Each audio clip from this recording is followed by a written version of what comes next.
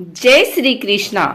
आइए सुनते हैं गुरुवार व्रत कथा। देवगुरु बृहस्पति को बुद्धि और शिक्षा का कारक माना जाता है।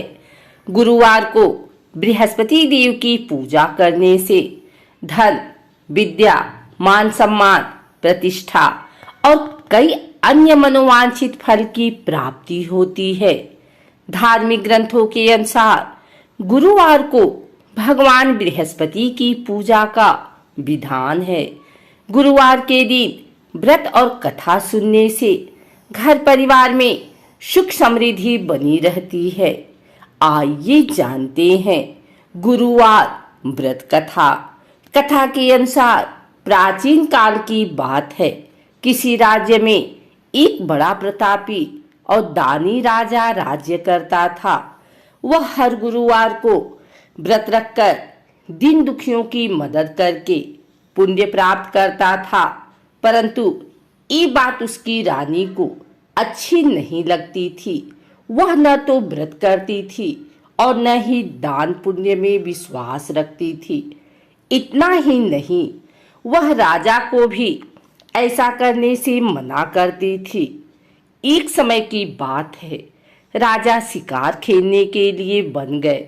घर पर रानी और दासी थी। उसी समय गुरु बृहस्पति देव साधु का रूप धारण कर राजा के दरवाजे पर भिक्षा मांगने आए। साधु ने जब रानी से भिक्षा मांगी तो वह कहने लगी, हे साधु महाराज, मैं इस दान और पुण्य से तंग आ गई हूँ। आप कोई ऐसा उपाय बताएं जिससे कि सारा धन नष्ट हो जाए और मैं आराम से रह सकूं। इतना सुनकर बृहस्पति देव ने कहा, हे देवी, तुम बड़ी विचित्र हो। संतान और धन से कोई दुखी होता है। अगर अधिक धन है तो इसे शुभ कार्यों में लगाओ। कुंवारी कन्याओं का विवाह कराओ। विद्यालय और बाग बगीचे का निर्माण कराओ, जिससे तुम्हारे दोनों लोग सुधरे। परंतु साधु की इन बातों से रानी को खुशी नहीं हुई। उसने कहा कि मुझे ऐसे धन की आवश्यकता नहीं है जिसे मैं दान दूं और जिसे संभालने में मेरा सारा समय नष्ट हो जाए। तब साधु ने कहा, अगर तुम्हारी ऐसी इच्छा है तो मैं जैसा तुम्हें बताता हूँ तुम वैसा ही करना। गुरुवार के दिन तुम घर को गोबर से लीपना, अपने बालों को पीली मिट्टी से धोना, राजा से हजामत बनाने को कहना, भोजन में मांस मदिरा का प्रयोग करना, कपड़े धोबी के यहाँ धुलने देना। इस प्रकार 7 बृहस्पतिवार करने से तुम्हारा समस्त धन नष्ट हो जाएगा। इतना कहकर साधु के रूप में बृहस्पति देव अंतर ध्यान हो गए। साधु के अनुसार कई बातों को पूरा करते हुए रानी को केवल 3 बृहस्पतिवार ही बीते थे कि उसकी समस्त धन संपत्ति नष्ट हो गई। भोजन के लिए राजा का परिवार तरसने लगा। तब एक दिन राजा ने रानी से बोला कि हे रानी, तुम यहीं रहो, मैं दूसरे देश को जाता हूँ, क्योंकि यहाँ पर सभी लोग मुझे जानते हैं, इसलिए मैं कोई छोटा कार्य नहीं कर सकता। ऐसा कहकर राजा दूसरे देश चला गया। वहां वह जंगल से लकड़ी काट कर लाता और शहर में बेचता। इस तरह वह अपना जीवन व्यतीत करने लगा। इधर राजा के परदेश जाते ही रानी और दासी दुखी रहने लगी। एक बार जब रानी और दासी को 7 दिन तक बिना भोजन के रहना पड़ा तो रानी ने अपनी दासी से कहा, हे दासी, पास ही के नगर में मेरी बहन रहती है। वह बड़ी धनवान है। तू उसके पास जा और कुछ लिया ताकि थोड़ी बहुत गुजर बसर हो जाए। दासी रानी की बहन के पास गई। उस दिन गुरुवार था और रानी की बहन उस समय बृहस्पतिवार व्रत कथा सुन रही थी। दासी ने रानी की बहन को अपनी रानी का संदेश दिया, लेकिन रानी की बड़ी बहन ने कोई उत्तर नहीं दिया। तब दासी को रानी की बहन से कोई उत्तर नहीं मिला तो वह बहुत दुखी हुई और उसे क्रोध भी आया।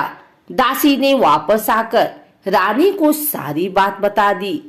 ये सुनकर रानी ने अपने भाग्य को कोसा। उधर रानी की बहन ने सोचा कि मेरी बहन की दासी आई थी, परंतु मैं उससे नहीं बोली, इससे वह बहुत दुखी हुई होगी। कथा सुनकर और पूजा समाप्त करके वह अपनी बहन के घर आई और कहने लगी, हे बहन, मैं बृहस्पतिवार का व्रत कर रही थी, तुम्हारी दासी मेरे घर आई थी, परंतु जब तक कथा होती है तब तक न तो उठते हैं और न ही बोलते हैं, इसलिए मैं नहीं बोली। बताओ दासी क्यों आई थी? रानी बोली, बहन, तुमसे क्या छिपाऊं, हमारे घर में खाने तक को अनाज नहीं है। ऐसा कहते कहते रानी की आंखें भर आई। उसने दासी समेत पिछले 7 दिनों से भूखे रहने की पूरी बात अपनी बहन को बता दी। रानी की बहन बोली, देखो बहन, भगवान बृहस्पति देव सबकी मनोकामना को पूर्ण करते हैं। देखो, शायद तुम्हारे घर में अनाज रखा हो। पहले तो रानी को विश्वास नहीं हुआ, पर बहन के आग्रह करने पर उसने अपनी दासी को अंदर भेजा तो उसे सचमुच अनाज से भरा एक घड़ा मिल गया। ये देखकर दासी को बड़ी हैरानी हुई। दासी रानी से कहने लगी, हे रानी, जब हमको भोजन नहीं मिलता तो हम व्रत ही तो करते हैं, इसलिए क्यों न इनसे व्रत और कथा की विधि पूछ ली जाए ताकि हम भी व्रत कर सकें। तब रानी ने अपनी बहन से बृहस्पतिवार के व्रत के बारे में पूछा। उसकी बहन ने बताया, बृहस्पतिवार के व्रत में चने की दाल और मुनक्का केले की जड़ में अर्पित करें तथा दीपक जलाएं, व्रत कथा सुने और पीला भोजन ही करें। इससे बृहस्पति देव और भगवान विष्णु प्रसन्न होते हैं। व्रत और पूजा की विधि बताकर रानी की बहन अपने घर को लौट आई। 7 दिन के बाद जब गुरुवार आया तो रानी और दासी ने व्रत रखा। वह घुड़साल में जाकर चना और गुड़ लेकर आई, फिर उससे केले की जड़ तथा विष्णु भगवान की पूजा की। अब पीला भोजन की चिंता लेकर दोनों बहुत दुखी हुई। चूंकि उन्होंने व्रत रखा था, इसलिए बृहस्पति देव उनसे प्रसन्न थे। वह एक साधारण व्यक्ति का रूप धारण कर 2 थालों में पीला भोजन दासी को दी गए। भोजन पाकर दासी प्रसन्न हुई और फिर रानी के साथ मिलकर भोजन ग्रहण किया। उसके बाद वह सभी गुरुवार को व्रत और पूजा करने लगी। बृहस्पति देव की कृपा से उनके पास फिर से धन संपत्ति आ गई, परंतु रानी फिर से पहले की तरह आलस्य करने लगी।